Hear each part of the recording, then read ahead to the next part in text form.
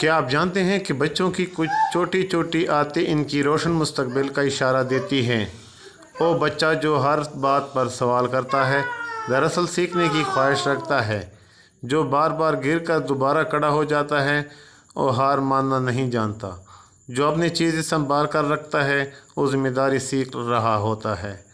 बाज़ औक़ात वालिदैन बच्चों की शरारतों की वजह से सिर्फ शरारत समझते हैं, लेकिन इन्हीं शरारतों के पीछे एक तख्लीकी ज़हन छुपा हो सकता है।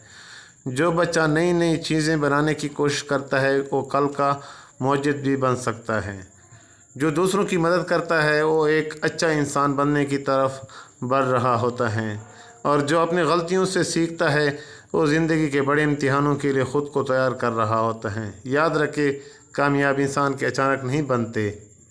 इनकी कामयाबी की बुनियाद बचपन में पड़ती है, छोटी छोटी अच्छी आदतों से।